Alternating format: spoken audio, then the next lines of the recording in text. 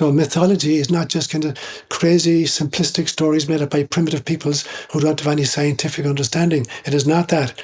It is that the only way you can articulate deep, deep wisdom is in some kind of mythological format. But otherwise, you tie it to psychology or to philosophy or to science or to religion, and these change over the eons, and we lose the meaning. But a story is evergreen. You can tell any story to anybody at any stage, and they will unpack it according to their own insights. And I came to the realization at one stage that when you hear a great story, that a great storyteller hands you a surfboard and points you at a wave, but you got to surf the wave yourself. You know, a great storyteller is like somebody who gives you a piece of canvas and paintbrushes and paint, but you got to paint it yourself.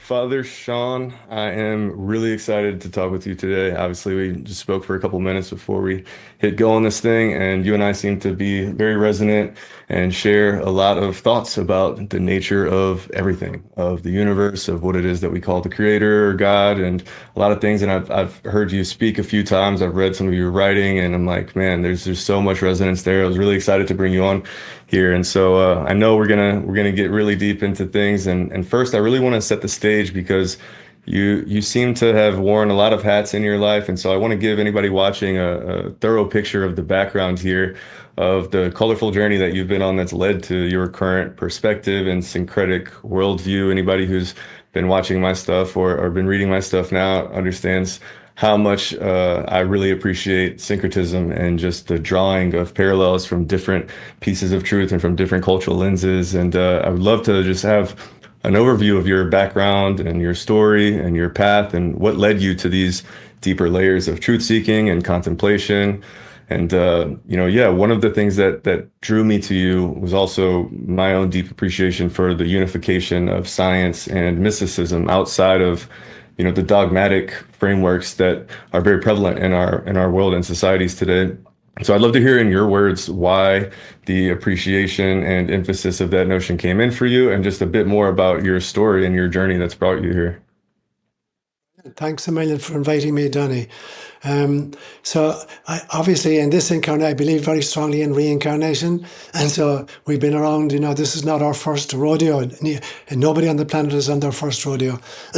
I think we're more like a Shakespearean troupe that come back year after year. We put on a different drama. This year, Macbeth. Next year, Hamlet. Next year, A Midsummer's Night Dream. It's the same group of players, but it's totally different drama, different circumstances, different costumes, different dialogues, different relationships. And the object of the exercise is to learn how to be a loving creature in all situations. And so I'll begin obviously then with just this particular incarnation of mine, a guy called Seán. And I started off living for the first 6 years of my life with my paternal grandparents, and my great-grandmother was still alive. In fact, I was 10 years old before she died. And she was basically a Christian mystic.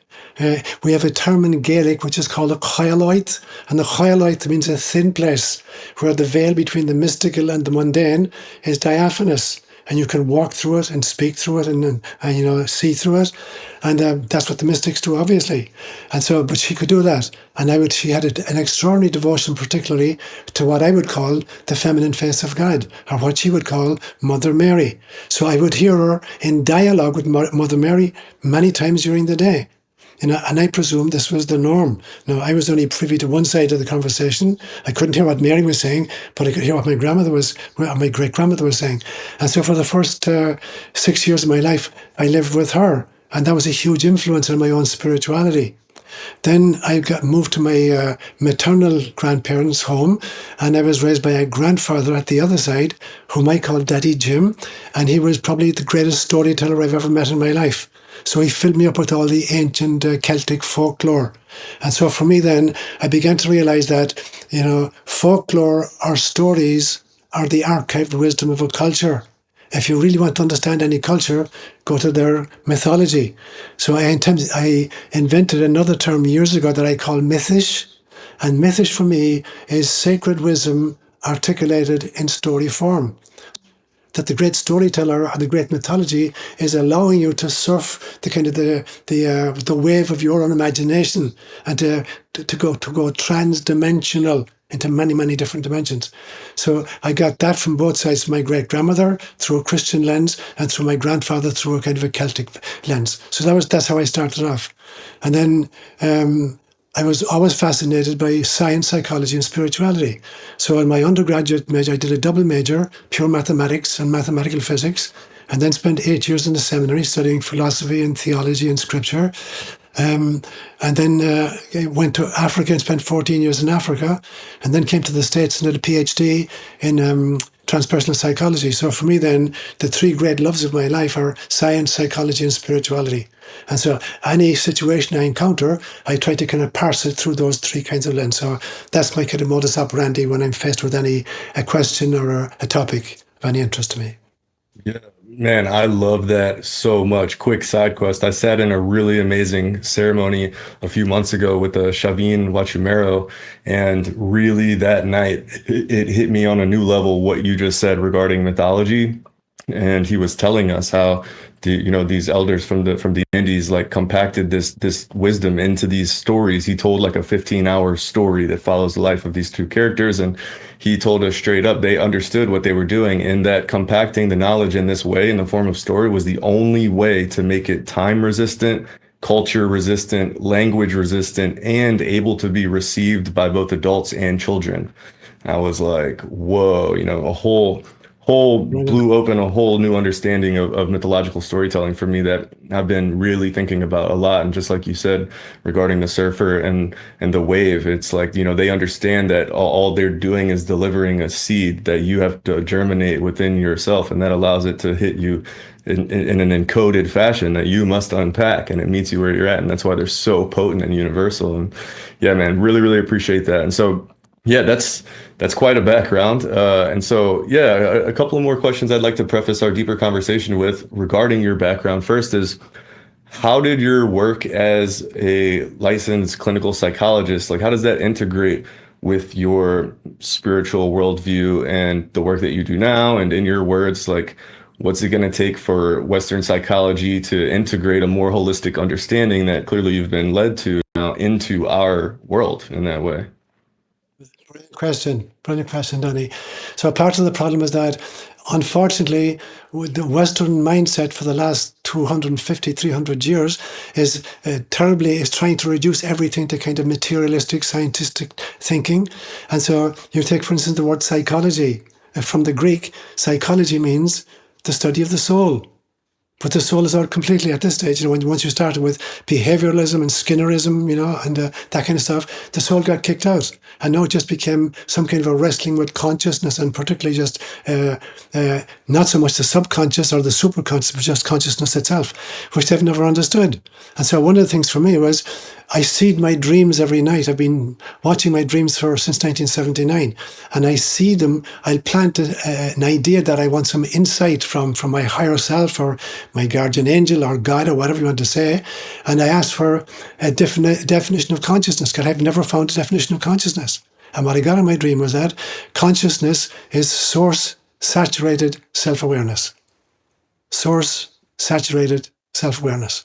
So it's the participation in the consciousness of God or self. That's what consciousness is. And that the brain is simply a kind of a receiver and a transmitter.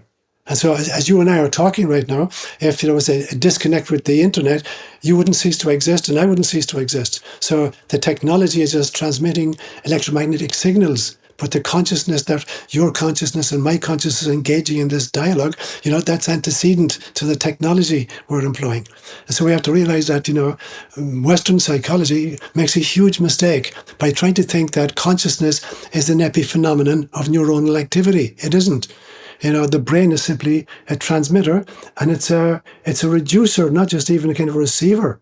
Because there's an area at the back of the brain here called the reticular activating system, so that when data come in through the sensorium, there's a filtering system here that decides how much information will it allow through to the neocortex, the busy kind of part of the brain, because it will be overloaded completely because consciousness in the brain is very limited. And so not only is it just a receiver of consciousness, it's a reducer of consciousness.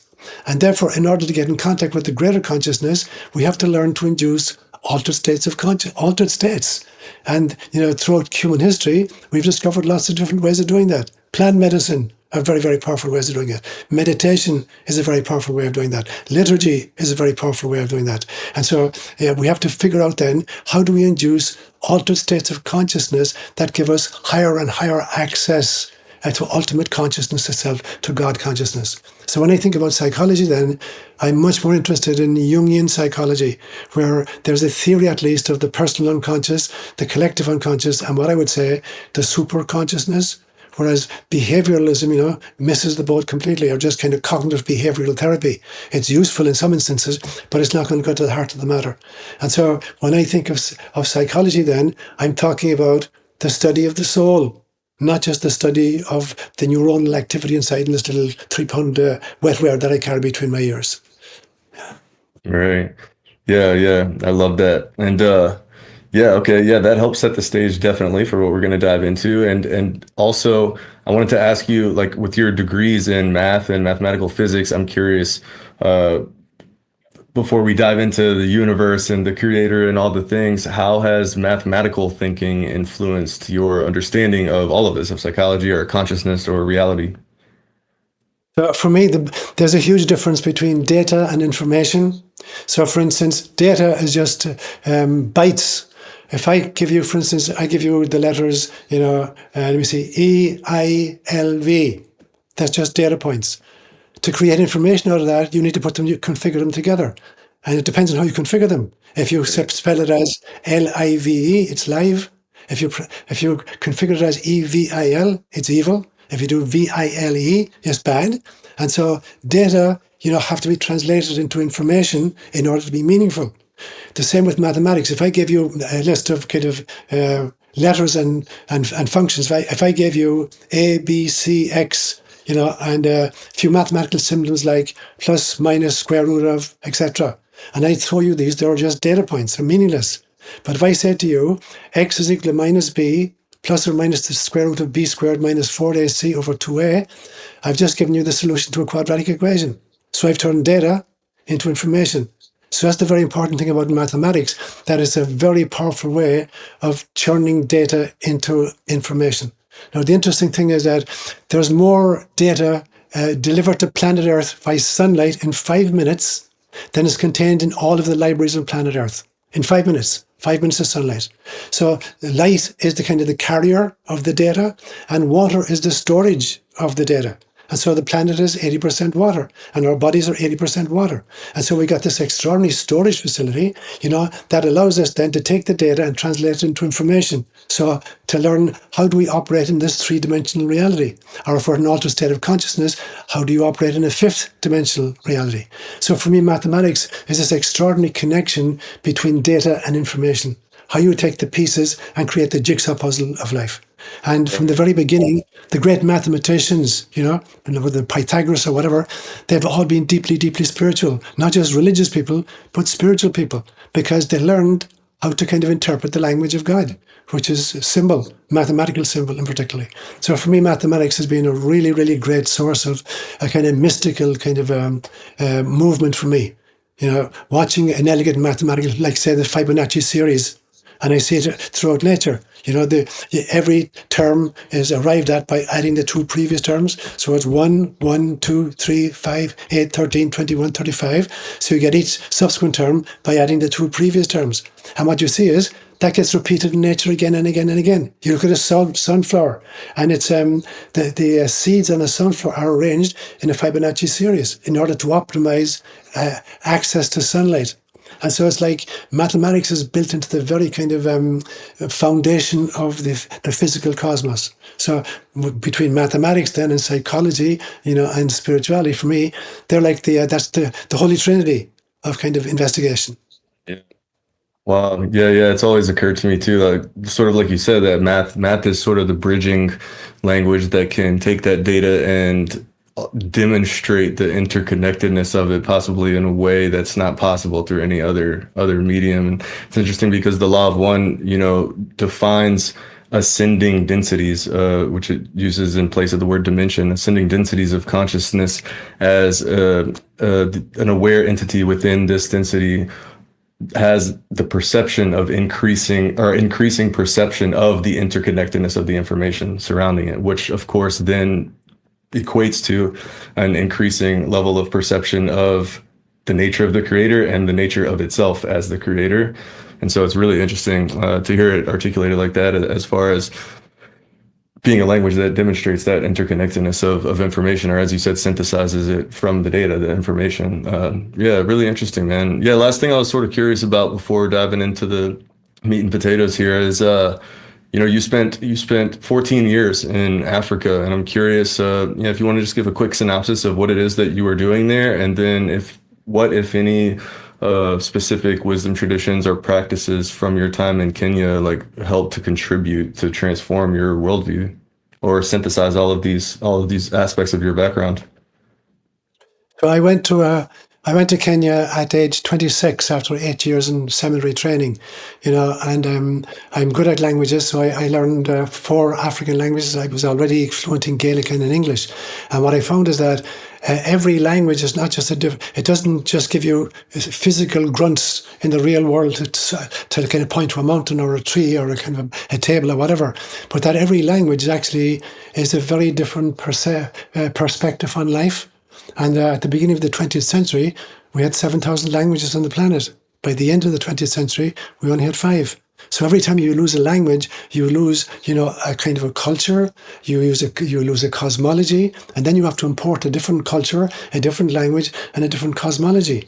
And so that's, for me, the importance of the native peoples, the indigenous populations, that they're not just trying to save language, they're saving a culture, and they're saving a cosmology that the West has lost. So it becomes really, really important.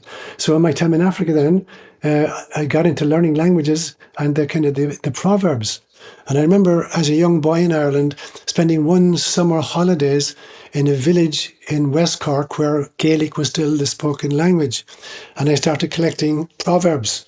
And in Gaelic, the word we use for proverb is seanochel, which literally means ancient words.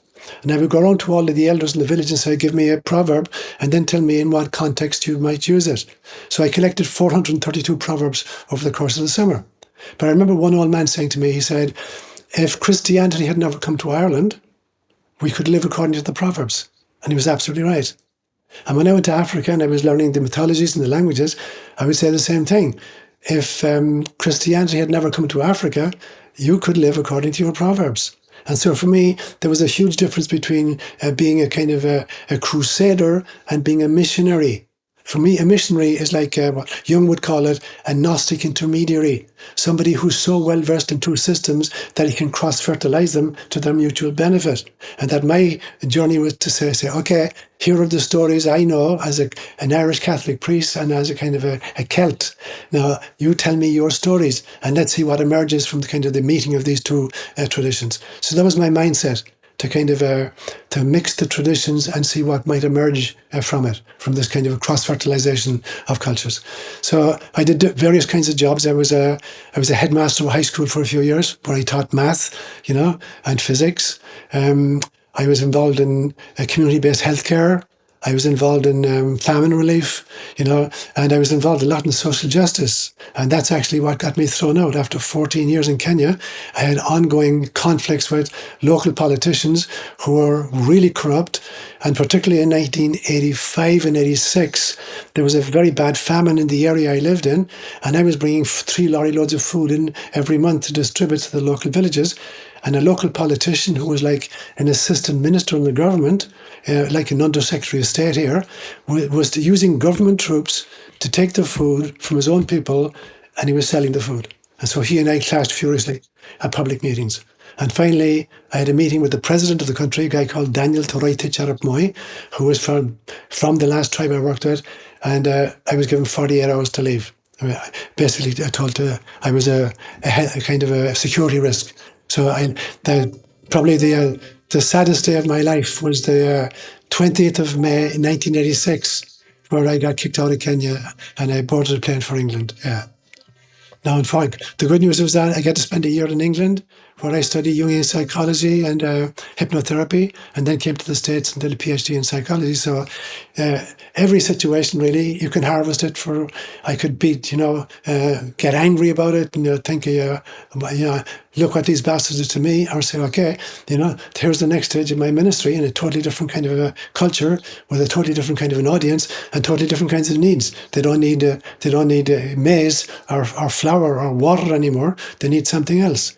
And so I've learned to try to harvest every life situation by thinking, I can address this with some form of Christ consciousness, not anger, or vilification or unforgiveness, but saying, okay, here's the next stage of the marathon. How do I run this leg? Yeah, I love that.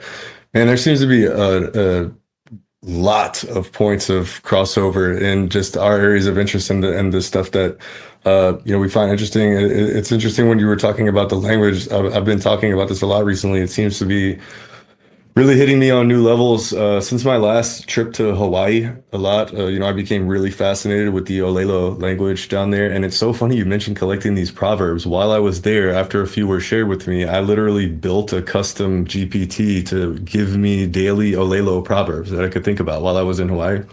And what I noticed about that language in particular, right, like all languages, it quite literally is an operating system for consciousness, like a fundamental nervous system level operating system that guides your very direct sensory perception and your internal monologue, obviously. And like, for example, I noticed that in the Olelo language, it in and of itself prevents the separation between like man and nature from forming, because many of the common phrases like a common phrase that would mean like let's go translates to the rain moves forward. And so like you're literally using these just very base level metaphors of human activity that compare directly to nature activities, and the way that different things are described. For instance, there's different words for different flow styles of lava, different size or categories of waves, in ways that we would just use adjectives, and then the same noun to describe the thing. It tunes you at a very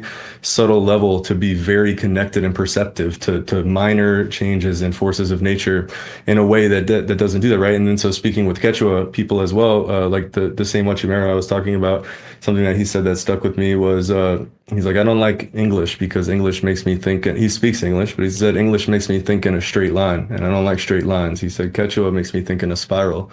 And I was like, Brilliant. all right, yeah. He had another really interesting one as well, coming regarding past and future, talking about how he thinks it's strange that we act like our past is behind us and the future is in front of us, because the past is what I can see. It's in front of me. The future is behind me. It's what I can't see. I was like, oh, wow. And so, yeah, that was some big ones. And, the way that we frame things in these ways, and the way that our syntax works, and the emphasis it places on things, and the way that it creates separation between the human and between creation, there's sort of infinite degrees of these minute operating system adjustments that the language that you speak primarily has on you. That's been fascinating me too, recently. So yeah. And I think as we move into this sort of next phase of evolution that we're most certainly gearing up for right now, I wanted to preface the rest of this conversation with a quote of yours that I really resonated with. That's kind of set the tone for the rest of this and the underlying reasons, really for these lines of inquiry in general. You said you came up with the term mysticist and defined it as a cross between a mystic and a scientist, and the ability to be scientific about spirituality. And, that's another point of resonance here, in that I talk often about, the importance of reconciling the paradox or the archetypes between the mystic and the scientist, and how it's kind of a prerequisite if we're gonna keep going at this point. And so yeah, I'd love to hear just your take on that, and then let's just start there first. So do you want to dive into that for a minute, and what led you to that term? Sure. So I think I may have shared this with Aubrey at one stage, but I live in the middle of the forest. My nearest neighbour is about half a mile away. Apart from that, the next neighbour is like 2 miles. So I'm in the middle of the forest, and there's a little creek that flows through my property called Pina Creek. And when my dog was alive, my dog died unfortunately a few years ago, but we would go trekking in the forest, on a daily basis for several hours, and we'd always go down towards the creek. And I've been living here now 31 years, and only once ever have I seen anybody down at that creek, once ever. And I go down to the creek, and sitting on the banks of the river with his feet dangling in the water is this hillbilly with a piece of grass in his mouth, and he's chewing on a piece of grass. And I go down, and I sit beside him, take off my shoes, put my feet in the water, pluck a piece of grass and start chewing it. And in my mind, I think, I wonder, is he going to tell me a story? And he turned to me, and then he spoke aloud, and he said, I will tell you a story. And the story he told me was this. He said, I'm a being from far out in this galaxy, and I'm part of a group of beings who seed life on planets throughout the galaxy. And our job is to plant the seed. We water it, we fertilize it, we genetically modify it, we weed it, we upgrade it, and we come back from time to time to see how it is going. And I can predict exactly how it's going to develop in any planet until we give a planet the gift of free will. At that stage, all bets are off. At that stage, we have no control over the process. And he said to me, I can tell you that your planet, this was way back in 2012 now, December 2012. He said, your planet is at a trifurcation point. Trifurcation. And he called him, he said, the first part is Homo sociopathicus. There are people who regard others, the planet, and the vegetation and the waters as just mere resources to be utilized for their own pleasure. And the second group he called Homo artificialis, by which he meant cyborgs or transhumanists who are hackable and programmable on behalf of the sociopaths. And the third group he called Homo spiritualis. And they're light beings who realize that they're a bite-sized piece of God, and that their job is to try to wake up the planet before the planet destroys itself. So for me then, that is our place right now. We have a choice, either becoming Homo artificialis and being cyborgs under the thumb of these sociopaths, or else Homo spiritualis. And the next stage after that then, part of that process is what I call Homo mysticus, that we can now do a kind of science which honors Mother Nature, which is based on soul wisdom, not just in brain knowledge. Because I differentiate between wisdom and knowledge. Knowledge is simply data which are generated by the sensorium and processed by the physical brain, whereas wisdom is data that are generated by the soul and processed by the heart. And so the meeting of real science with deep mystical spirituality is this crossover. It's a movement from mere information, and knowledge into wisdom and the heart space. And so it feels to me that that's our trajectory. We're at a stage of human development where we're undergoing the labor pains. I don't know if you come across the work of Stan Grof. Have you seen Stan Grof's work? He has a theory called the perinatal matrices. It's a belief system he has that the birthing process goes through 4 distinct phases. And depending on what stage is most difficult for the baby, there'll be a corresponding adult neurotic problem subsequently. So the first stage the question is the womb a happy place for the baby? Is the mother well nurtured? Or is she doing drugs? Or is she in an abusive relationship? So what's the experience like for the baby in utero? That's stage 1. The stage 2 is, the contractions begin. the walls are closing in, the roof is coming down, the floor is going up, but the cervix is still closed. There's no way out. And the child is freaking out inside there. That's in stage 2. Stage 3 is the cervix is now open and the child is spelunking down through the birth canal, but it could take anywhere from 4 hours to 48 hours. And the 4th stage is, the child is out of the womb, the umbilical cord is cut, there's bright lights, there's bright noises, and somebody is slapping him on the tush. So it's a totally different environment, and he freaks out initially. Now, I believe that that's true, not just of individual people, but as a global community. And so I ask myself the very same questions. Is the womb of planet Earth a happy place and a healthy place right now or not? And for a lot of people, it's not. It's a really toxic environment right now. So the second thing is, are the contractions beginning? And very definitely they are beginning. But for many people, the cervix is still closed. There's no apparent way out. And they're freaking out. And there's all kinds of violence happening as a result because they don't see any way out and they're freaking out. The 3rd stage then is the cervix will open and we'll start the birthing process. So there will be doulas, and kind of midwives on the other side of the veil and this side of the veil, ushering the baby into this new phase of life. But even when we arrive, it'll be a totally different environment for the child. There'll be light and noises and sounds and all these kinds of things. It won't have the same freedom it did. It's subject to gravity where it wasn't in the womb. And so the transition to this new kind of being, that too will be difficult. So we got these 4 stages. So the question is, are we committed to seeing this process through? Are we going to kind of give up, and commit kind of a global suicide, bury our heads in the sand and just, pursue kind of whatever kind of keeps us alive today? So for me, that's where we're at this stage. And that's why I love talking to guys like yourself, Danny. People who I regard as doulas of this new transition on a kind of a planetary basis, so that we're awakening the planet to what I would call Christ consciousness, or kind of homo mysticus or homo spiritualis. Yeah.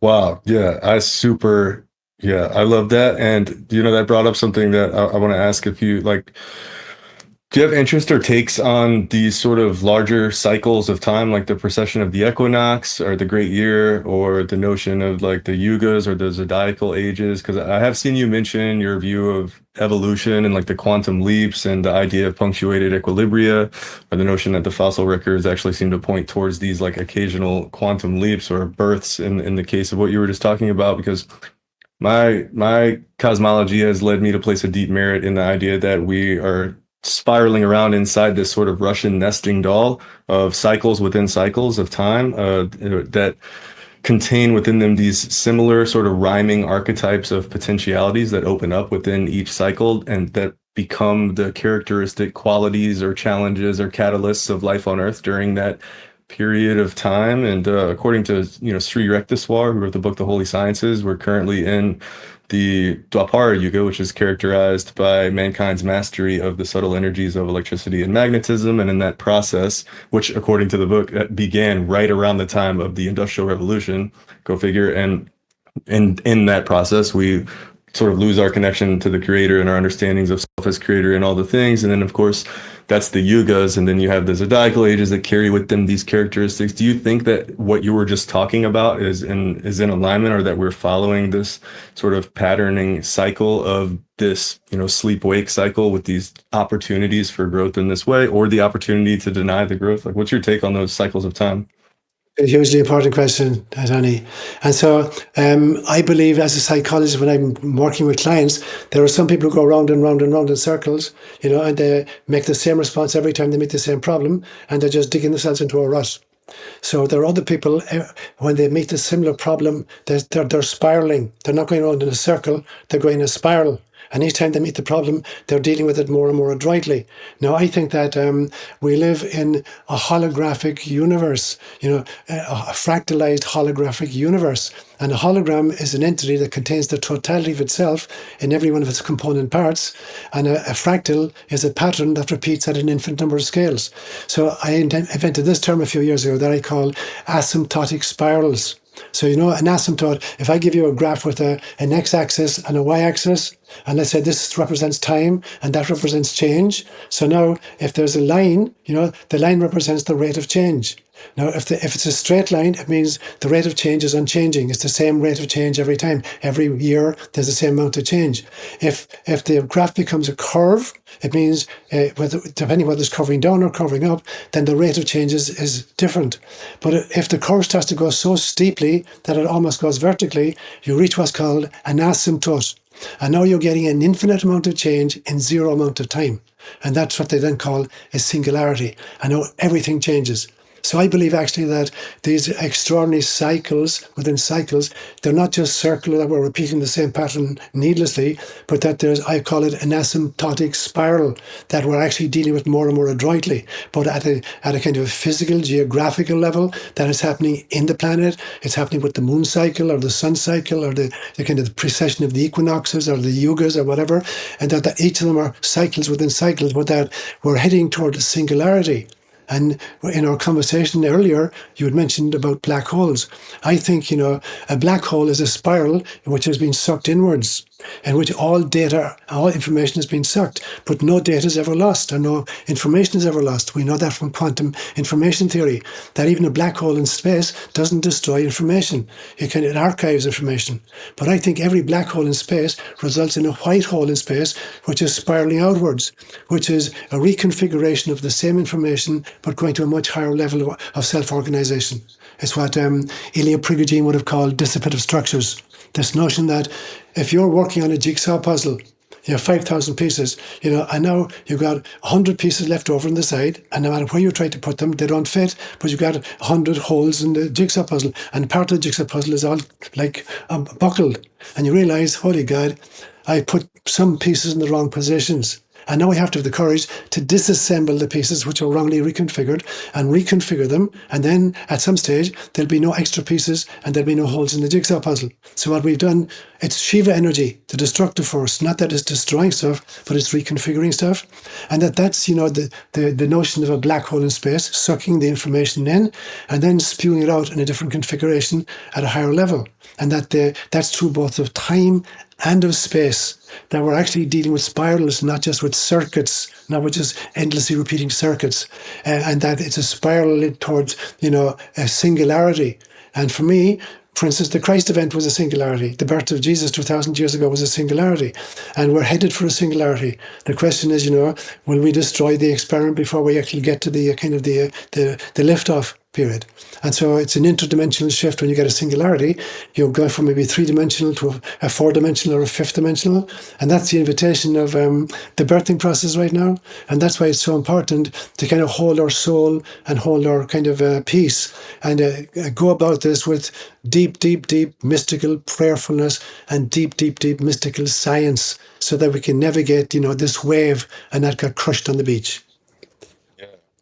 Yeah, man, 100%. And yeah, to the note about the spiral, it's really interesting, because we seem to live in a universe or a multiverse crafted of a million metaphor mirrors, right? And that's one of the things that, a lot of these indigenous cultures like really understand on a whole different level, especially ones with purely animistic worldviews who haven't sort of polluted their worldview with too much weight on like scientific language and instrumentation, right? They just see things for what they are. They see the metaphor, and they deeply understand that every aspect of the human psyche is mirrored in nature through both the cycles and through the astronomical design, the grand design of what we see as the physical celestial bodies and their motion, right? And so what we're talking about with the cycles of time, right? Like the Earth rotates, that's a day.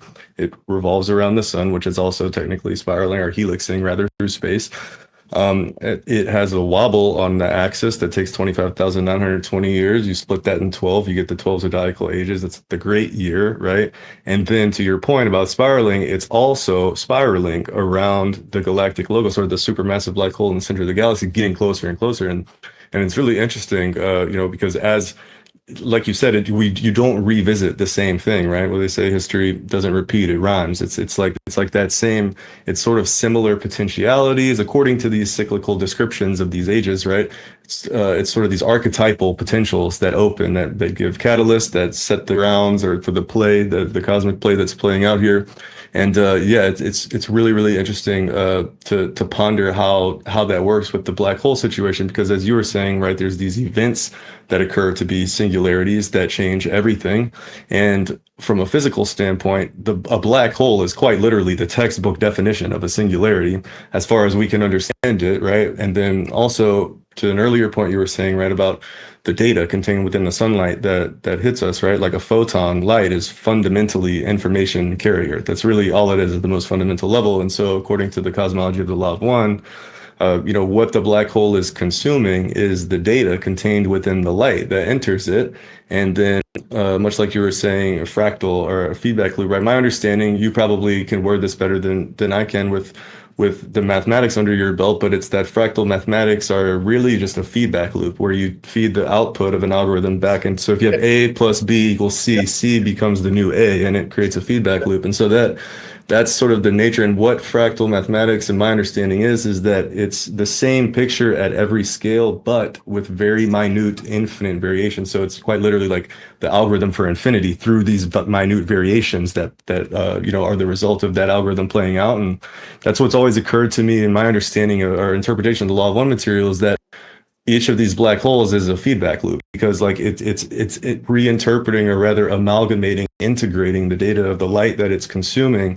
And we're going to get to the creator stuff in a minute here, but right, it's like if light is containing the information of the creator's experience of itself and the data, and answering the original question of what am I, what can I be, it's like within that black hole, it integrates that data. And then on the other side, what we call a white hole, it then births a new logos or a new universe that contains the amalgamated form of that data. That is a textbook feedback loop.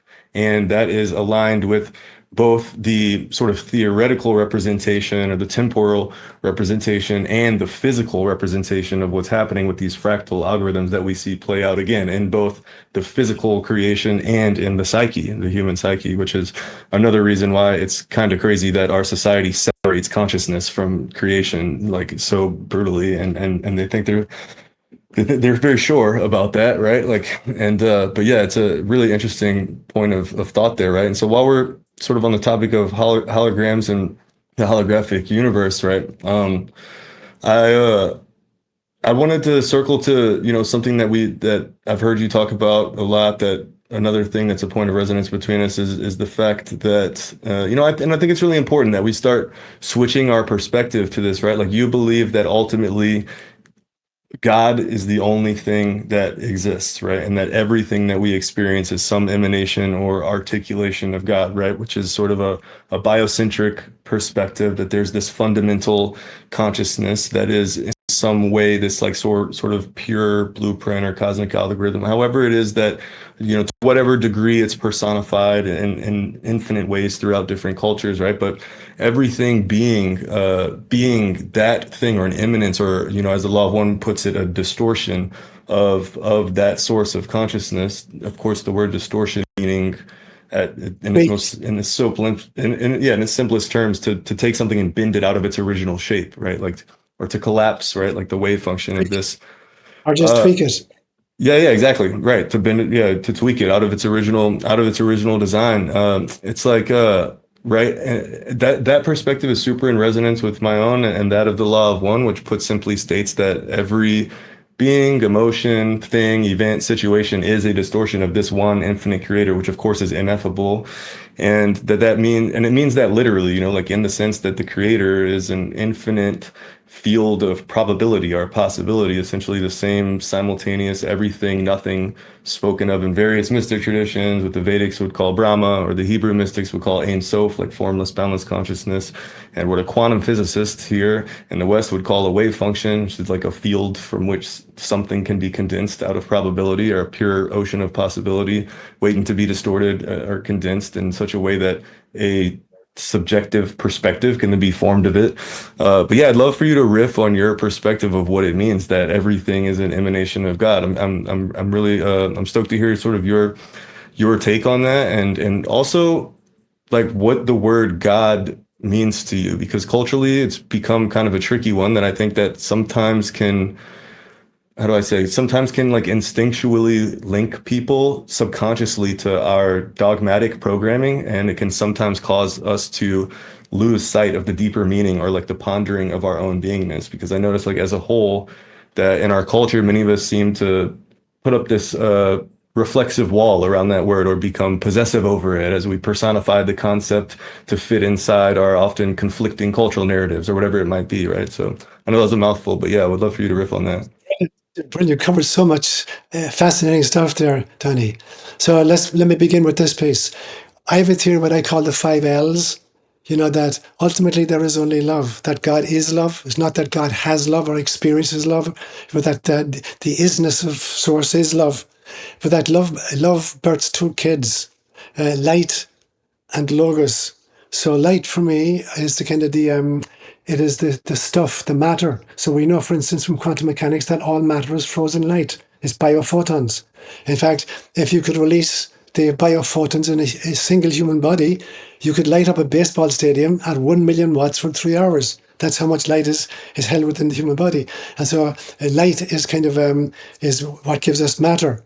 And then logos is the morphogenetic agent, that which gives form to matter. It's like a potter with clay. The clay is the light. It's the biophotons. And the potter is the person who decides to make it a cup or a bowl, you know, or a chalice or whatever. And so the logos is the morphogenetic agent. And these dance together, and then they create life. It's animated, that God kind of breathes spirit into it. And the entire objective of life is to learn how to laugh. So laughter is the first sign of enlightenment as far as I'm concerned. And laughter is the realization, holy shit, I can't believe I bought into this crap. You know, whatever it was it political stuff or economic stuff or religious stuff or whatever. Not realizing, you know, that it's all mishigas, it's all made up. You know, that ultimately there is only light that bifurcated. There's only love that bifurcated as light and logos, and then life breathed into it. And now our objective is to laugh at the ridiculousness of what we take to be so serious. You know, becoming a millionaire or whatever, you know, the objective is. Not realizing that our only purpose here is to develop Christ consciousness. So I got a definition of Christ consciousness a few years ago in one of my dreams. And the definition was this, that Christ consciousness is the permanent awareness of the inner divinity of all beings. And so that's what it means to be Christ conscious, to be able to look at an oak tree outside here or a bunny rabbit, you know, and realize that's God as a bunny rabbit, that's God as an oak tree. And so I like to take this great passage from the beginning of John's Gospel where he says, in the beginning was the Word. You know, it's written in Greek. So in the beginning was the Logos, and the Logos was with God, and the Logos was God. All things were created by him, and without him was made nothing that was made. In him was life, and this life was the light of human being, and the Word became flesh. Now, Christians think that that only happened once with Jesus of Nazareth. I say that everything that exists is the Word of God made flesh. There is nothing which is not God incarnate. Now, the only differences between different forms of incarnation are the level of self-awareness. So the level of self-awareness of a rock is different from that of an oak tree, which is different from that of a bunny rabbit, which is different from that of a Mahatma Gandhi. And so it's only the amount of self-awareness that differentiates us. But there is nothing which is not a word of God made flesh. Everything we can see with our sensorium, everything we can imagine, you know, is literally an eruption of God herself. So to answer your second part of your question then, when I think about God, the first thing I think about God is that, you know, God is utterly ineffable. And so all the great mystics like Lao Tzu will say, you know, all things are born of being, but being is born of non-being. And in Hinduism, we know that there's not only Brahma, there's Parabrahma, that which lies beyond Brahma. And in Meister Eckhart would say, I pray daily to God to rid me of God. So there's a transcendence, you know, of the divine. You know, we can experience it, but we cannot articulate it. And then there's the immanence of God. There's God as, you know, as she emanates through her kind of to our manifestation. And so, for instance, there's a great philosopher called Plotinus in the 2nd century of the Common Era who said, I do not believe in creatio ex nihilo. I do not believe in creation out of nothing.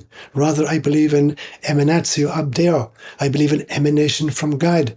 That everything that exists around us was not God kind of striking his magic wand and said, today I'm going to create mosquitoes.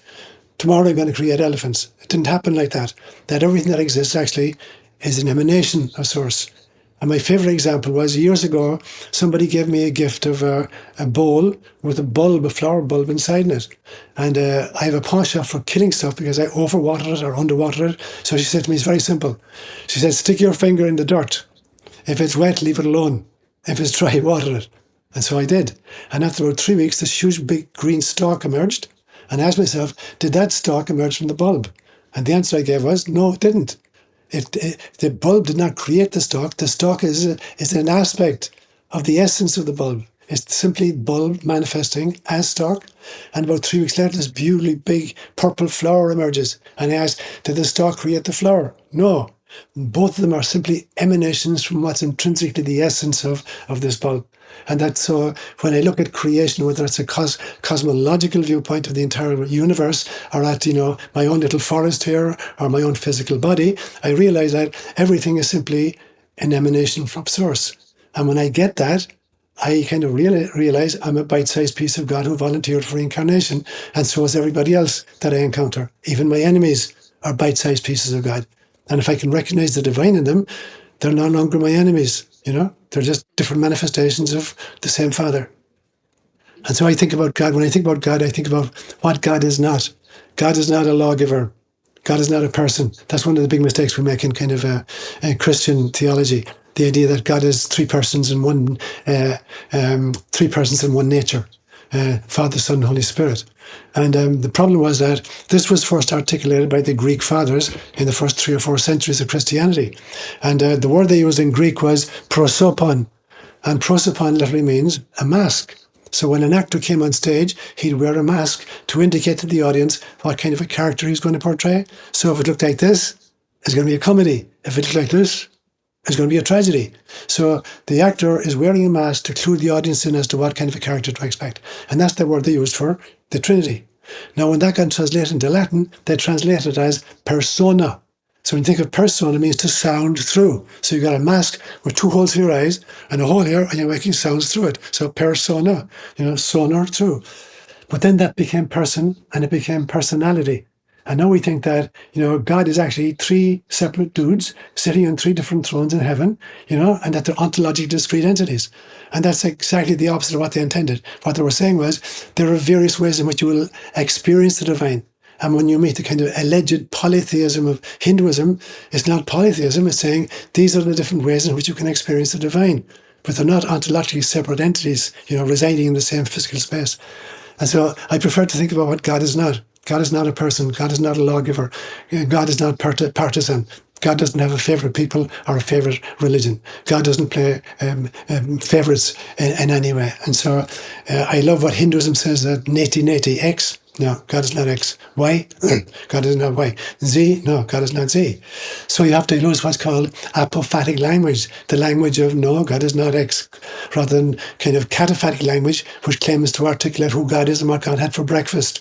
So we have to kind of, at that stage then, resort to metaphors and allegories and parables and stories, because that's the only way you can contain the mystery without destroying it.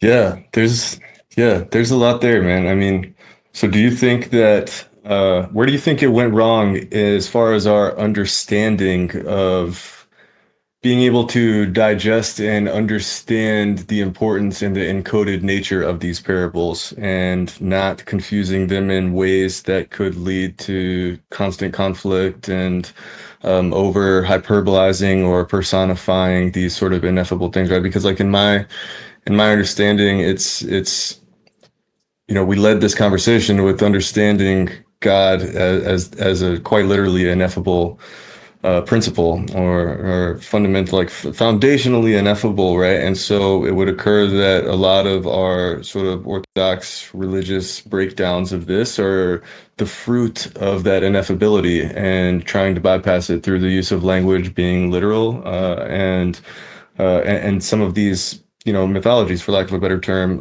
in some cases, I'm not saying that's all cases, but being misinterpreted as such. And so where do you think we went wrong on that part of this path? I think we made two basic mistakes. The first one is that the story of the Tower of Babel, where allegedly God, or ETs, I believe actually, were really upset at the progress human beings were making, and they decided to come down to confuse our tongues, that there was originally one language that we all spoke, and now they kind of fragmented it so we couldn't speak to each other. I don't think that's what happened. I think that it was the gift of language that screwed us up. I think we were telepathic beings. Now the greatest, I believe, linguist of the 20th century was a guy called Ferdinand de Saussure. He was a Swiss linguist, and he claimed that there are three aspects to spoken language. That the first one is what he called the referent, the thing in the real world. I'm walking in the bush and I see, a pachyderm with a long proboscis and two big tusks, and so that's the object in the real world. The second part he called the referent, which is the image, the multi-sensory image I've created in my own mind. So now I saw it, I heard it, I smelled it, I may even have touched it. And now I have a signified in my brain, which is some kind of a multi-sensory image of the referent in the real world. And now I'm going to talk to you about it. And if I'm talking to you, I'm going to call it an elephant. If I'm in Kenya, I'm going to call it Ndovu. If I'm with the Kipsigis, I call it Beliot. And so I'm going to use a different, referent each time. So the problems begin at each stage of it. Because I've no guarantee that you understand by the words I'm using what I think I'm meaning by the words I'm using. So there's a breakdown in the referent. There's a breakdown in what's held in the head, the image in the head, because basically we're looking at a quantum mechanical soup and we're blasting it into the kind of images and forms. So I have no guarantee whatsoever that the image I have in my head corresponds to what's out in the real world. And in the real world, it's basically only quantum soup. But I've created an elephant out of it. So the first problem was, that we went from being telepathic beings, where you could literally download from one mind to the other without the use of language, corrupting it. That was the first mistake. And the second mistake then is, I actually gave a homily on this a few weeks ago. I called it the long, slow movement from inspiration to inquisition. So you start off with some kind of an inspiration that some kind of a charismatic prophetic figure has, like a Jesus figure or a Moses figure or a Buddha figure. There's extraordinary inspiration in the mouth of some kind of a charismatic prophet. And then the second stage is a group of disciples gather around this teacher. The third stage is almost inevitably the teacher is going to be silenced or executed because they're a threat to previous religious versions or to political versions. The fourth stage is, now that he's dead, some kind of an organization builds up around his memory. The fifth stage is some kind of a self-appointed oligarchy will now appoint itself to the top of this organization.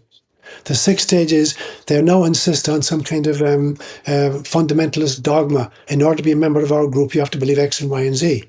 The next stage is, if we have the power, we're going to lead crusades against people who don't accept our belief system. And the final one is we're going to have inquisitions against people within the system who are heterodox in their thinking. So we've gone from inspiration to inquisition. So we put these two pieces together, language, which separated us from telepathy, and then systems that create pyramidical systems, with a hierarchical model. And then everything is about power and control. And you see this in every aspect of human life. You see it in the educational system, the economic system, political system, religious system, educational system. And that's the tendency of human beings. And I've seen as a psychologist that about somewhere between 5 and 10% of the world population is born psychopathic, literally. 5 to 10% are born as psychopaths. So it's about maybe 5 to 10% of the world population. You go to the churches, the hierarchy of the church, military, billionaire classes, political classes, and that number is far in excess of 5 to 10%. Like they gravitate, psychopaths and sociopaths gravitate to the top of all these pyramidical systems, and then they control the rest of us. And so that's the problem, that any system which is dependent on a hierarchical centralized system is going to get corrupted, because the psychopaths will always get to the top of such an arrangement.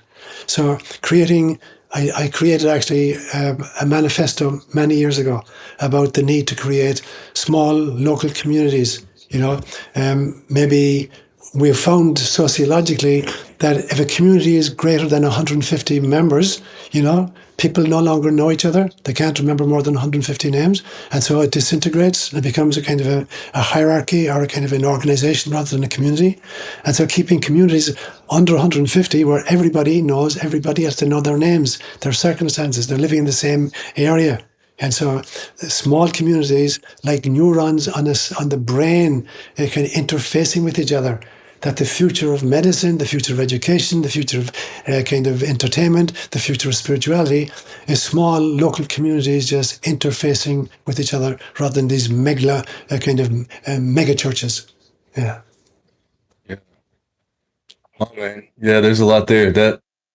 That brought up a couple of different points of interest for me too, especially regarding the telepathy thing. Based on a couple of things that we've already spoken of, that's sort of one of the kind of floating theories surrounding these cycles of time, right? What they call the Golden Age or the Satya Yuga, which would have predated the splitting of the tongues and the surfacing of the dissolution of cultures.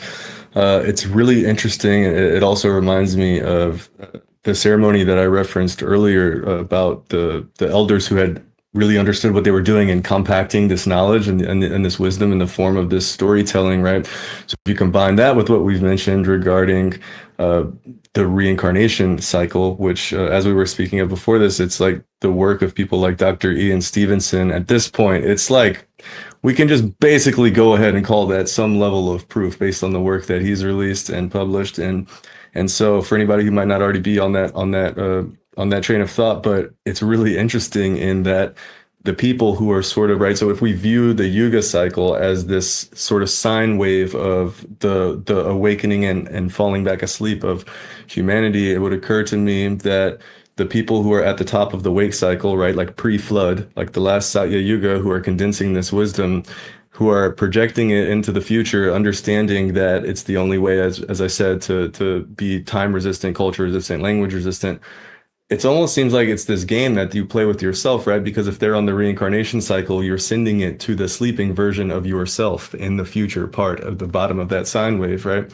And so it's occurred to me that a lot of these stories, the splitting of the tongues and the Tower of Babel and all of that, might be like in some form or fashion the documentation of the slipping down into the bottom, into that sleep cycle, right? Like moving from the Satya Yuga to the Kali Yuga, and really the process of falling asleep, watching that process unfold and leaving a hint that there was something else prior to that, right? Like in the process of that storytelling.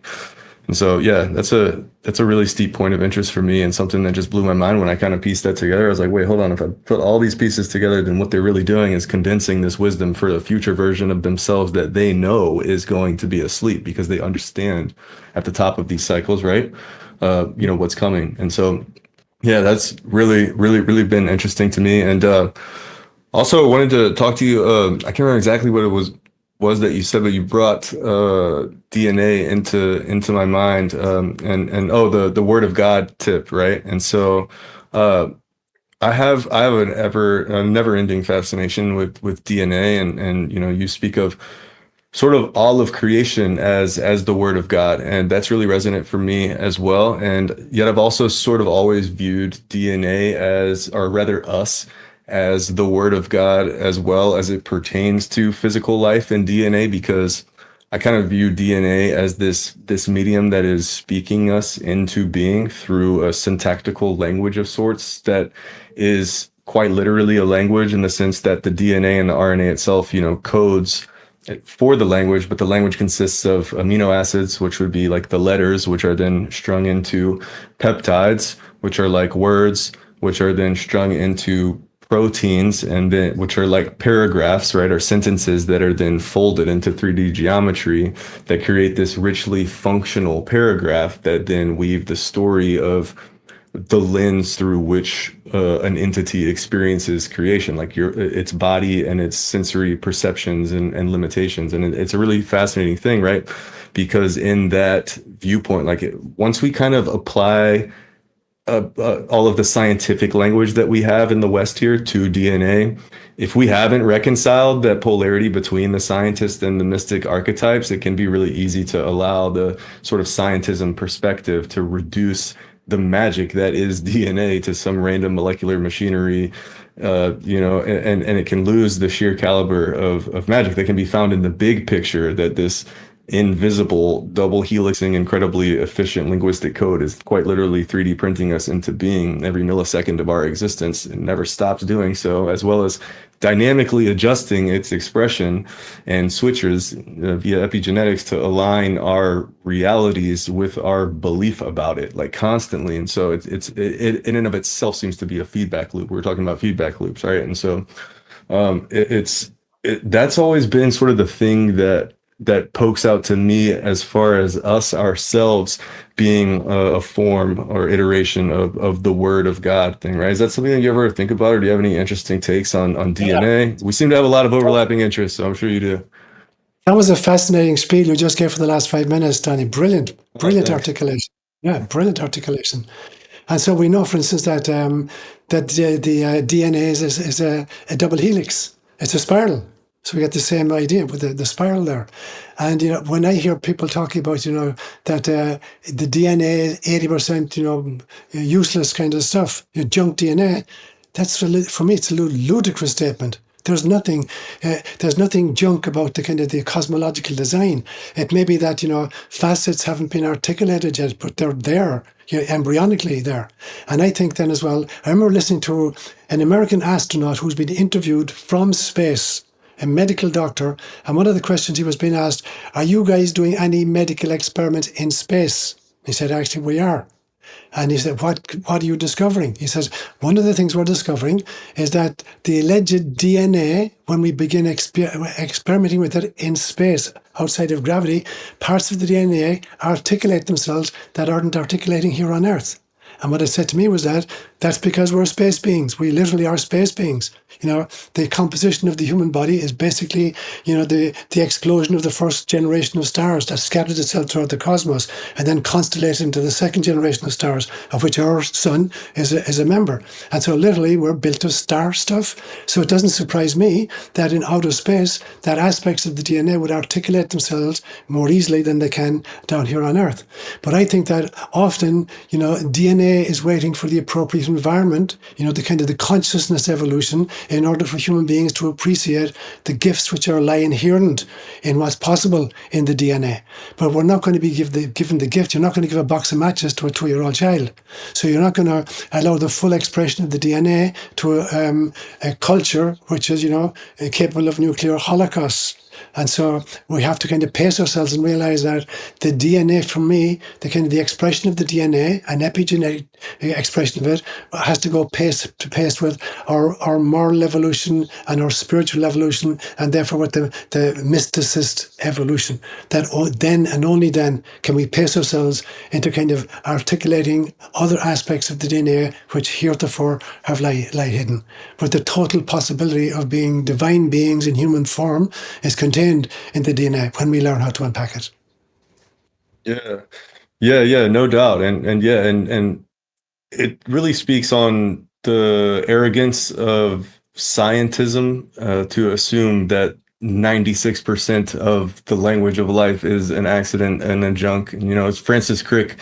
Francis Crick said, what did he say? He said, there is a higher probability of a storm fully assembling a Boeing 747 from a junkyard than of DNA emerging from some primordial chemical soup. And I mean, it couldn't be truer, because as far as we have discovered, DNA is the most efficient possible code that does exist, but that could exist, because it's 10 atoms wide. It's quite literally invisible. It's about 200 times narrower than the narrowest wavelength of visible light, making it invisible to optical microscopy and everything. The only way we can even see it is electron microscopy and X-ray crystallography and sort of things that trace it and sort of reveal its structure, but you can't actually ever see it. It's literally invisible. It really is this magical thing, right? And back to the animist cultures, and to just speak on something you mentioned briefly earlier with the biophotons, right? It's like other cultures have known this for thousands of years, that in these altered states of consciousness, that they're interfacing directly with this double helixing, right? The entwined serpents, all the other imagery, this double helixing essence or animator of life, the axis mundi, the ladder that connects the metaphysical to the physical world.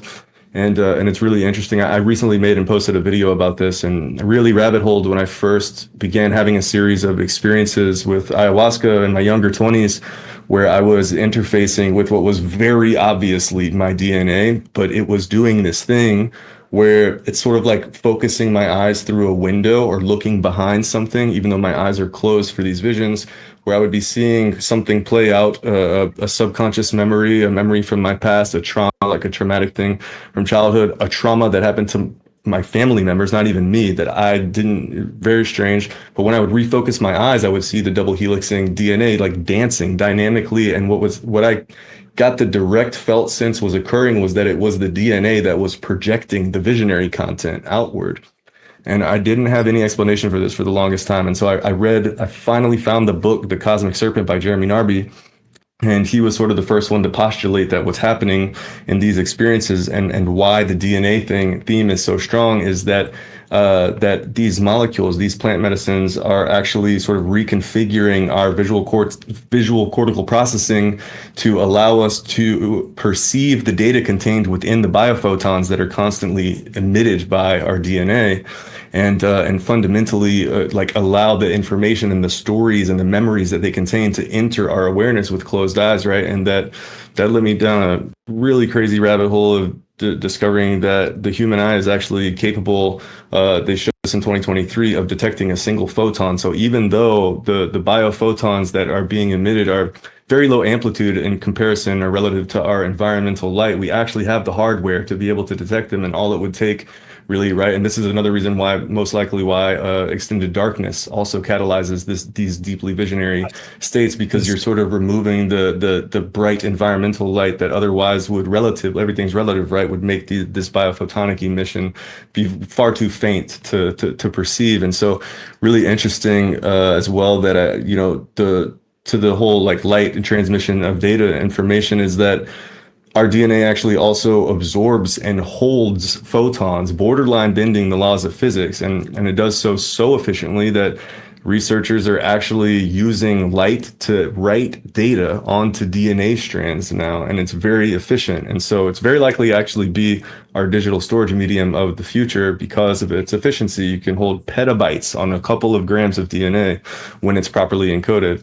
And so it's really interesting, the rabbit hole that led me down, because that seems to be the mechanism through which these cross-species communications happen, both with plants, with the biophotons that they're emitting, because as far as we've looked, every living thing that they've looked for biophotons in emits them, and all of them from DNA as well. So there's this informational exchange that seems to be occurring too. And I saw something that you wrote regarding, or I mentioned it earlier too, about evolution not being this like slow and steady linear thing, and how Darwinism and some of these frameworks really try to make the case that mutations are entirely random, and that, survival of the fittest and then natural selection.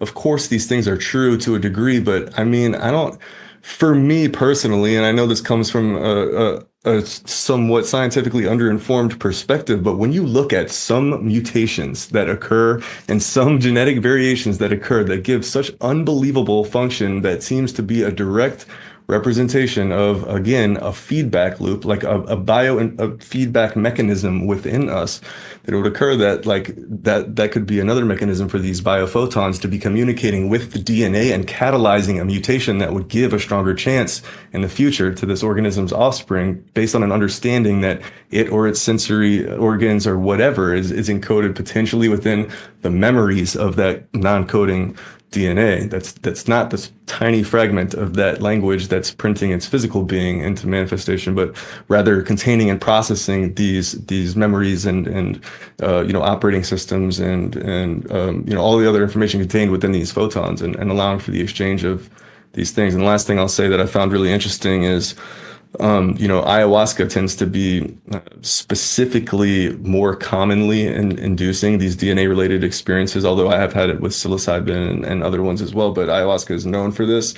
And the Harmala alkaloids that are in the ayahuasca vine itself fluoresce and they emit light and they intercalate with DNA, meaning that they directly bind in between the ladder rungs of the DNA molecule. And it occurred to me that, again, they fluoresce and they fluoresce when in solution in water too. It occurred to me that if they're binding to the ladder rung and they're emitting light, that's a really valid explanation for how this plant seems to have its own intelligence that it communicates with us. And we can understand it as though we're having a conversation with our grandmother, because light does seem to be this universal data transmission that transcends all linguistic barriers, or rather gives us, this is my point, gives us back that sense of telepathy or direct conceptual transmission of direct experience without distortion through our own, filters and lenses and the neocortex and all the things that block us from really understanding the depth of somebody's attempt at transmitting direct experience. So that was a mouthful, but it's been a huge point of interest for me, and sort of synthesizes a bunch of the stuff that we've talked about. That's awesome stuff. Awesome stuff, Tony. So it reminds me then of, in some way, when I think about, I came across a video a few days ago where a guy is interrogating ChatGPT, and he wants to talk about abiogenesis, life emerging from non-life. And he said, I got 3 criteria, and you have to answer me using these 3 criteria. The first one is you have to use rational logic only. The second one, you have to use only mathematical probability. And the third one, you have to use only observational science, not theoretical science, observational science. So it has to be observational, mathematical probability, and strict rational logic. Now you tell me, what are the chances that abiogenesis could happen? Give me a figure for it. And ChatGPT said, okay, with those 3 parameters, the chances of it happening would be 1 by 10 to the power of 200. In other words, if you were to look for a specific atom in the entire universe, one specific atom, the chance that you'd get it in the first go is more likely than that abiogenesis could actually have happened. And so the complexity of this organism, and you've articulated so beautifully at this stage, to think that complexity was kind of just a kind of a random mutation happening, And when you think of many of these kind of evolutionary jumps, it demanded so many different simultaneous changes that the chance of all of them happening at the same time is almost nil. And so for me, it's so important to realize that there's an intelligence built into the universe which is divine in itself. And to try to reduce it to kind of mere scientism is to do a disservice to science and to a disservice to the human family. Yeah, 100%. And I want to be clear with anybody listening that the word scientism in this regard means the belief, rather, that the scientific method is the only way to render truth about reality. So when we're saying this, we're not at all discrediting the scientific method. Obviously, it's brought to our world so much magic and applied, refined application of discoveries and consensus about reality when consensus matters. But, it's definitely a logical fallacy to assume that it's the only way to render any form of truth. And I think, largely, I think we're sort of collectively starting to see the implications of that belief system and just how limiting that it can be. But yeah, man, all of this is just, man, it's just endlessly fascinating to me, and it's the stuff that I really love to stay up late at night thinking about. And I wanted to ask you something else too that I saw you write about at some point, and that was on the notion of soul pods, right? Like these sort of soul families or groups. We're talking about incarnating and reincarnation and everything. And I'd love to hear your take on that notion. Some years ago, I wasn't sure that I subscribed to the idea, but now at 33, I've definitely had enough undeniable direct experiences and synchronicities so far outside the realm of statistical probability that I just absolutely can't even find it in me to deny. And so, my group tends to use the word mother stock, referring to like the larger slice of the creator pie that we seem to be little bites of. And so yeah, let's chat about this and your take on it for a minute. I'd love for you to go kind of deep on that and I also want you to include the concept you write about called shadow pods, which is something I hadn't heard before, right? And that ties directly into the idea of learning to appreciate our catalysts for what they are. Yes. So yeah, I'd Yeah. love for you to riff on that. So I'm a really big believer. I had a vision many, many years ago, based on the kind of the Hebrew notion of netzotzot. Netzotzot is the notion that God self-fractures into a multiplicity of sparks of the divine. The Ein Sof splits, to use your own word earlier on. Now, so I had a vision a few years ago that, God, if only God exists, then no experiences are possible. If there's nothing with which to relate, you cannot generate experiences. And so God decided to self-fracture into holographic fractals of self. But in my vision, what I saw was this, that God called a conference of all the souls and said, let's do something creative as a group. What will we do? And the decision was, let's create a cosmos. And we created a cosmos, and we were fascinated by our own handiwork. We're looking at these spiral galaxies, and these star systems and planetary systems and asteroids, and we're just fascinated with what we've created. And then God said, can we do something even better? Is there something better we can do than just creating this and watching it? And we decided, what if we could create avatars and insert ourselves into it, this creation, and experience it from the inside, not just as observers from the outside? So become what cultural anthropology will call, participant observer. Not just observing from the outside and not just participating from the inside, but doing both together. What Buddhism would call Turietita. And so we decided, let's insert ourselves into it. But there are many, many, many gradations of densification, to use a word that you had used earlier on. And so people can volunteer for different levels of densification. And the higher levels, have ready access to the realization that they're God stuff. The lower densities are liable to forget it. And the really, really brave soul said, send me into a 3D densification where it's almost impossible to remember that I'm God stuff. Let me see if I can test myself and go down there. I'll generate experiences for you, God, for what it's like when you don't know yourself and when I don't remember who I am. And so we took on human beings on planet Earth. We took on this 3D densification. And that was our commitment to source itself. Can I remember, in this kind of 150-pound spacesuit with this tiny little 3-pound laptop I carry between my ears, can I really remember that I'm a bite-sized piece of God?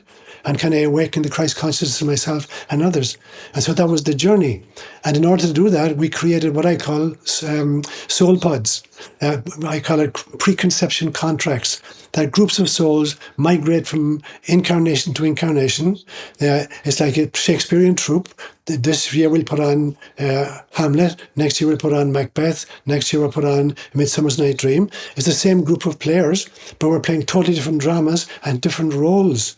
But the objective of the exercise is to learn how to improve our acting skills and to entertain the audience. And metaphorically, that means to learn how to love in all circumstances. And so we come here as a soul troupe, and we've agreed, okay, I'm going to be your mother this time round. Last time I was your brother. Next time round, I'll be your husband or whatever. And so we come in and we make this preconception contracts. Now, I don't believe there's no plot and there's no script. It's improv theater. We know exactly the track history of every single person with whom we're coming in on the planet. We know exactly what they're capable of, good and bad. I know exactly my own track history, what I'm capable of doing in the past. And I drop myself into a current world situation, and I realize I'm going to have to learn to survive in this situation. There's no plot, there's no script. I'm just responding to what I'm finding around me. And we do that. And part of that, we draw from what I call the soul pod. But we draw also from a group that I call the shadow pod. And these are people who will test us. And I learned this in Africa. I worked with tribes who had been nomadic pastoralists for thousands of years. They had no background in agriculture. But after independence in 1962, Kenya was, the government was forcibly settling people into an agricultural lifestyle. And so the peoples I worked with, they had no tradition of agriculture. So I'm teaching them agriculture. Basically just maize, corn on the cob. And they would go out in a group of 4 in a line. The first guy would have a pointed stick and he'd dig a hole in the ground with a stick. The second guy would have a bag of maize kernels and he'd drop 2 maize kernels into each hole. The third guy, if they could afford it, and not every family could, would have a bag of artificial fertilizer, powder fertilizer, and a spoon. And he'd take a spoon of fertilizer and put it into the hole. And the third guy would just cover up the hole with his foot and they'd walk behind each other. And after about 6 weeks, the rains would come and the maize would be about 1.5 foot high, and they'd go out and they'd weed it. And after 2 months, it would be like 3 feet high, and they'd weed it again. And at the end of the 3 months, they'd harvest it. And I'd bring them in for seminars. I was their priest and I was their agricultural instructor. And I would say to them, if you had to make a choice between weeding and fertilizing, but for some reason you're not allowed to do both, and you want to optimize your harvest, which is the more important, the weeding or the fertilizing? And initially they were just guessing, but after a few years they got it right every time. It is far more important to weed than to fertilize, because if you fertilize it down on the equator, like with 110 degree temperature and lashing rain, you're going to get a forest. You're going to get grass and weeds and everything. So if you can't afford fertilizer, but you weed it, you'll get a good crop. If you only fertilize and you don't weed, you won't get any crop. If you can do both, obviously you get the best. And so for me, it said, the weeders in our lives are the people here, are coming from the shadow pod. They're here to test us. Because if we only had people in our lives who loved us unconditionally, we'd all become narcissists. At the same time, if we only had shadow pod people in our lives, we'd have no self-esteem whatsoever. So we have to balance it to make sure there are enough people in our lives to support us and make us feel good about who we are, and enough people to kind of call us not crap. And so that's what I mean then by the shadow pod and the soul pod. And that we travel then from lifetime to lifetime with this cohort of souls, learning to kind of, every incarnation is an opportunity to focus on one or two particular virtues. It's compassion or patience or forgiveness or a sense of humor or whatever it is. Yeah. And I think we repeat that until we've learned to be loving in all circumstances, whether I'm born in a crippled body to an impoverished family or into an athletic body, in a millionaire family. Can I learn to be loving in that circumstance? That's the objective of the exercise. Yeah. Yeah. And like you were saying earlier, something you said earlier reminded me of like the law of one's definition actually of unconditional love is very simple. It's the ability to see the creator in all things. And like that one really hit me hard. And they mentioned like a daily exercise, like look out into the creation, see the creator, look into the mirror, see the creator. Right. And so like you have to, like, how could you possibly remember that you are this bite-sized piece of the creator if you haven't cultivated the ability to use the logical deduction of the assumption that if everything that you see this creator in, then you must by deduction be also that thing. Right. And so I think that's sort of the mind state there. And that's why, like you were alluding to with the shadow pod situation, it's like really important to be able to come around and view those trickier situations and the people in life who do test us in that way as catalyzing forces and catalyst givers, right? They talk a lot about catalyst in that material as well, and just how bland and mundane and lacking growth each incarnation would be, and how catalyst is a necessary aspect of each incarnation in order to achieve growth and therefore progress, right, in the journey. And of course, there's never been a story without conflict. There's no plot at all to that. No one would watch it. No one would want to be in it, right? And so like we learn through contrast and we experience through contrast, and everything is relationship, as you said. And like everything about our existence is relationship. And what's our relationship to those people? It's so funny, man. Like I really had trouble with that concept for a long time. I used to ponder it a lot, and then I had some very specific experiences, one of which I talked on a podcast last week about, where I sort of had the direct experience of, I won't go into the full story. It's like a 15-minute story. I know our time's a bit limited, but I was holding hands in a circle with these beings that were faceless, but I recognized them as beings in my life, including an uncle I rarely see, but he sort of is this archetype of like this like comedian, like funny family, funny guy, and like other different people in my life. And we were holding hands in this circle, and I looked down at the ground in front of us, and there was a rotating big stone circle with all of the signs of the zodiac on it. And basically one of them was like transmitting to me that exactly this notion that like we have been doing this forever and we will be doing this forever, essentially communicating to me that I'm like an eternal soul. I will continue to reincarnate, all the things. And my little pea brain's first response was, why? What's the point of all of it? And one of them got really angry looking and like zoomed over with its finger in my face and was like, would you really want it any other way? And then they all just poofed. I was like, Damn. Okay.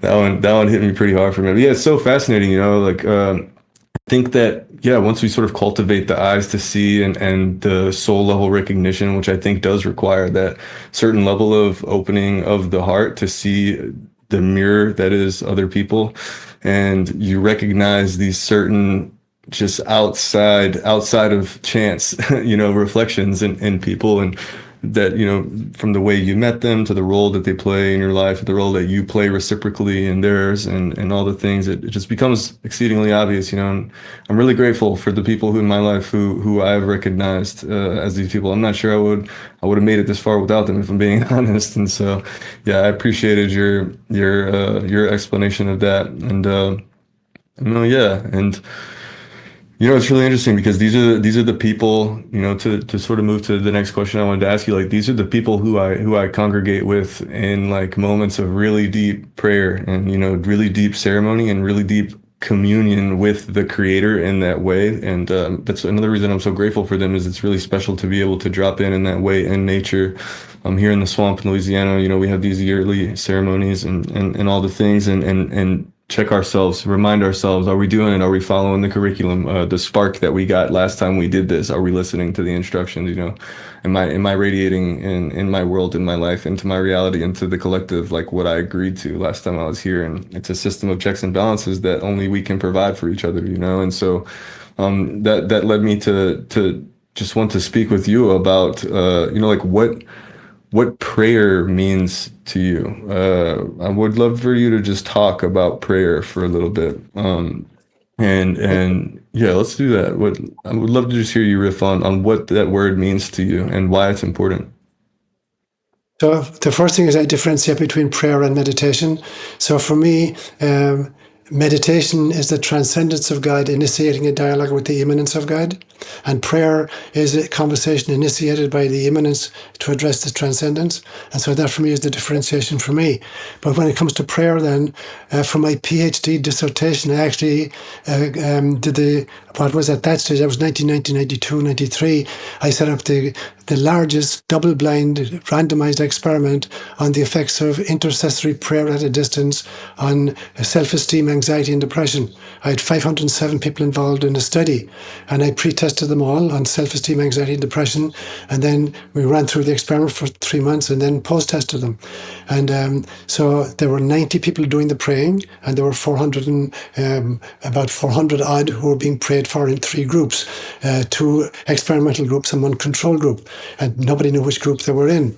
And the people who were doing the praying got a sheet with 9 photographs and the first name of the person to whom they were praying. And they were asked to pray every day for 15 minutes for the person on their sheet, and to ask that, that their self-esteem, anxiety, and depression would improve. And at the end of the study, one of the things I found out was that, the people who improved, everybody improved on all parameters significantly at p-values of 10 to the power minus 6, which literally means there's only 1 chance in a million, literally a million, that the results could have happened by chance. But the most fascinating thing was that the people who were doing the praying for others benefited even more than the people who were being prayed for.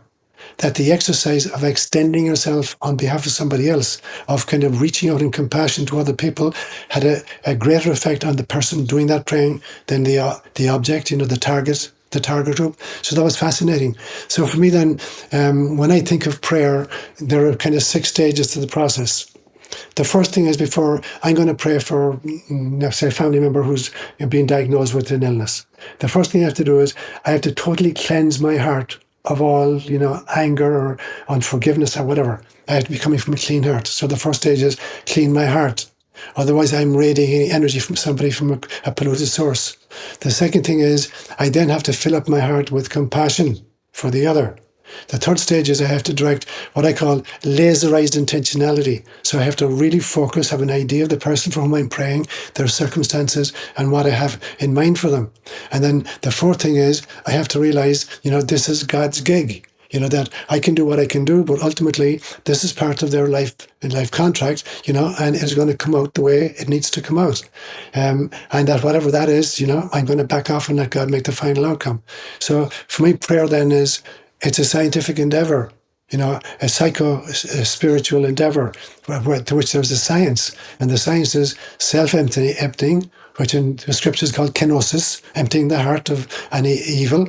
And the next one then is kind of filling it with compassion. And the third one is a laserized focus. I'm not just going through a list and say, I'm playing for Mary and Michael and Joseph and Helmut, I have to really have an image and kind of an understanding of the person. And I think I also need the person's permission, in the sense that I don't want to invade anybody's space, and impose my agenda for them on themselves.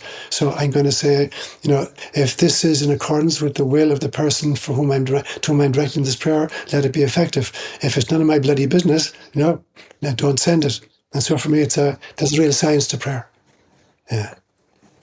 Yeah, man. Yeah, that's beautiful. I think I heard you say before too something that hit me, which is why worry when you can pray.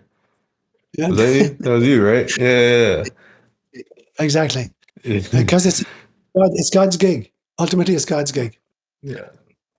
And so when you've done everything you can do, then you got to say, okay, I've given my input to the situation. God is going to take all the pieces and determine the optimal outcome for everybody involved. Yeah. Yeah, man. Wow. Yeah, that's beautiful. Well, man. Yeah, this has been a beautiful conversation. I really appreciate your mind and your path and your journey and the way that you reflect it. And I resonate with your vibe, man. I I'm enjoyed amazed, this conversation. I'm amazed, Donny, at the depth of your erudition in so many areas. Everything from DNA molecules to spirituality to kind of plant medicine to biology. You got an amazing store of information, and you got a beautiful soul to go along with it. It's not just head knowledge, it's heart wisdom as well. Yeah, It's a thanks, privilege man. talking to you, bro.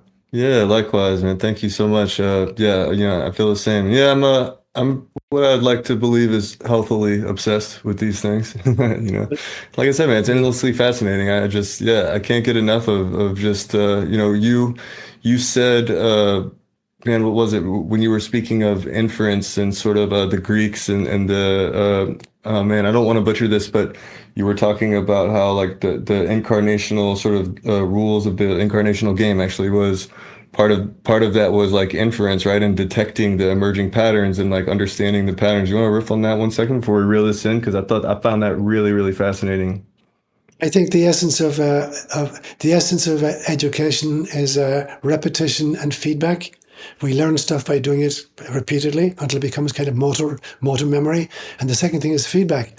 If you go into an English pub and you're playing darts, and there's a dartboard in the far wall, and somebody hangs a sheet along the middle and forces you to throw the darts over the blanket, over the sheet, you can't see where they're landing, you can't improve your aim. It's the feedback that allows you to improve your aim.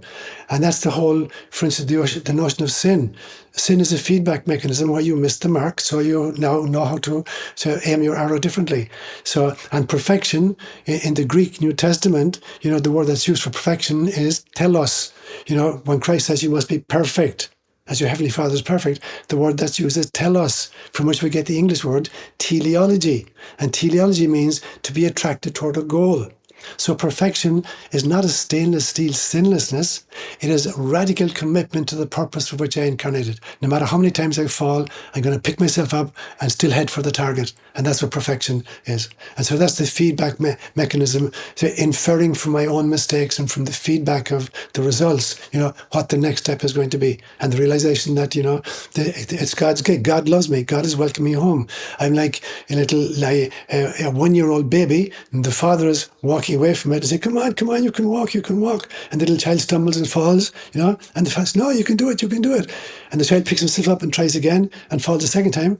And within, 2 or 3 days, he's running.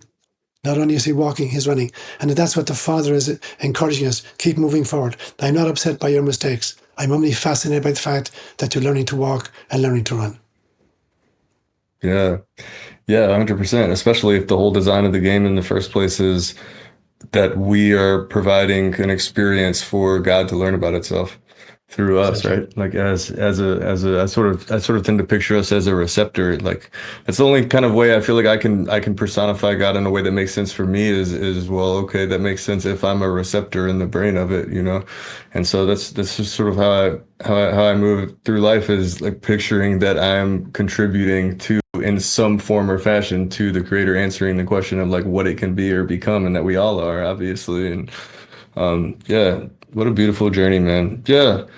Man, I really enjoyed this conversation. I really appreciate you coming on, doing this. It was nice to connect with you finally. And yeah, man, before we bring this home, I would love to offer you the floor to direct people to wherever it is that you think they would find some assistance on their journey if they enjoyed this conversation, any of your material, your books, anything.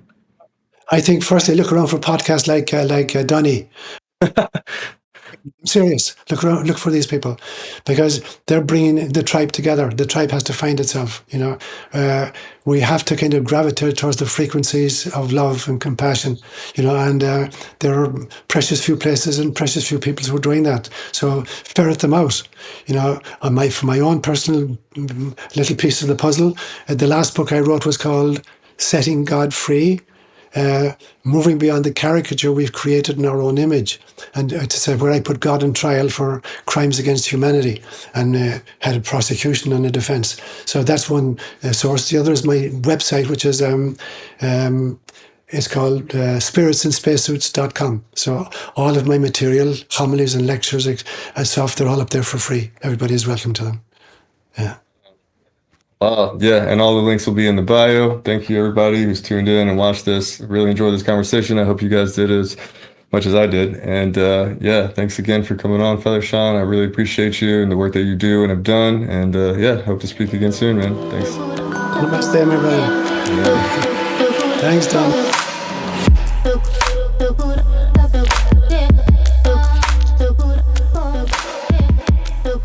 Good.